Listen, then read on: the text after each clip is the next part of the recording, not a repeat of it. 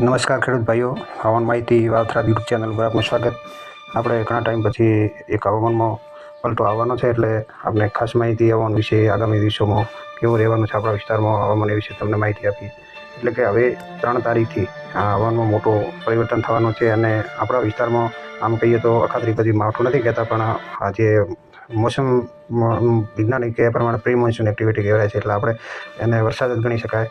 એટલે આગામી 3 તારીખથી લઈ અને 10 તારીખ સુધી સતત હવામાનમાં પલટો રહેવાનો છે. ગાજવીજ સાથે, પવન સાથે, અમુક દિવસે ધોધમાર વરસાદ પણ થવાની શક્યતા છે, અમુક દિવસે સામાન્ય વરસાદ થઈ શકે છે, પણ લગભગ 6-7 દિવસ આપણા વિસ્તારમાં વરસાદની એક્ટિવિટી રહેવાની પૂરેપૂરી સંભાવના છે. તેનું કારણ છે કે એક સિસ્ટમ આપણા વિસ્તાર ઉપર આવવાની છે, અને જે 6 તારીખથી લઈ અને 10 તારીખ સુધી એ રાજસ્થાન અને ગુજરાત ઉપર સ્થિર રહેવી શક્યતા પણ અત્યારે દેખાઈ રહી છે. પછી હવામાનમાં કોઈ ફેરફાર થાય તો એની વાત અલગ છે. બાકી અત્યારે જેવું દેખાઈ રહ્યું છે કે 6 તારીખથી એકદમ આપણને એવું દેખાશે કે ચોમાસાનો માહોલ હોય એવો.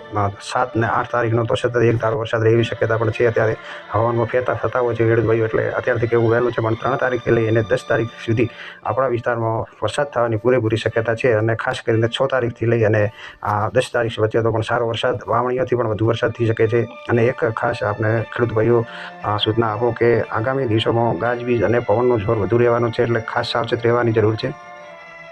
પશુઓના જે શેડ હોય છે, પતરા હોય છે, એ મજબૂત બાંધી રાખવા. અમુક ટાઈમે વાતાવરણમાં એટલો ખતરનાક પલટો આવશે કે બપોરના ટાઈમે વધી સાથે ભારે પવન, વાવાઝોડો જેવો માહોલ હશે, કારણ કે પવનની ગતિ વધારે રહેવી શક્યતા છે, અને સાથે સાથે ગાજવીજનું પ્રમાણ પણ ભારે રહેવી શક્યતા છે. ખાસ ફરીથી એ કહું કે ખાસ કરીને બપોર પછી જ આપણને વરસાદની આપણા વિસ્તારમાં એક્ટિવિટી જોવા મળશે. 3 તારીખ, 4 તારીખ, 5 તારીખ અને 6 તારીખ પછી તો સવારના ટાઈમથી પણ વરસાદ થઈ શકે, અને સાંજ સુધી પણ વરસાદ રહી શકે એવી શક્યતા છે. રાત્રે પણ વરસાદ થઈ શકે છે. એકંદરે એક ખાસ ફરીથી તમને માહિતી આપો કે આ વરસાદ થશે, એની સાથે સાથે ભારે પવન રહેવાની શક્યતા છે ખેડૂત ભાઈઓ, અને સાથે સાથે ભારે ગાજવીજ પણ થઈ શકે છે. એટલે થોડી સાવચેતી રાખવાની જરૂર છે ખેડૂત ભાઈઓ. હું તો આ આપણા હવામાન વિશે જોઈ અને આપને માહિતી આપું છું. બાકી તો પવન બદલાઈ જાય અથવા જે સિસ્ટમ છે એની દિશા બદલાઈ જાય તો આપણા વિસ્તારમાં માવઠો ન પણ થાય, વરસાદ ન પણ થાય, પણ લગભગ મારા અંદાજ મુજબ 80% સંભાવના છે કે આપણા વિસ્તારમાં એક ધારો વરસાદ થાય. સતત વરસાદ 6, 7, 8 તારીખ પછી થવાની શક્યતા છે. 3 તારીખથી બપોર પછી આપણને હવામાનનો પલટો જોવા મળશે, અને ખાસ કરીને બપોરના ટાઈમે જ આ વરસાદની એક્ટિવિટી જોવા મળશે, અને રાત્રે આ એક્ટિવિટી વિખરાઈ જશે. પણ 6 તારીખ અને 7 તારીખમાં અને 8 તારીખમાં થોડો હવાનો વધારે ફેરફાર જોવા મળશે.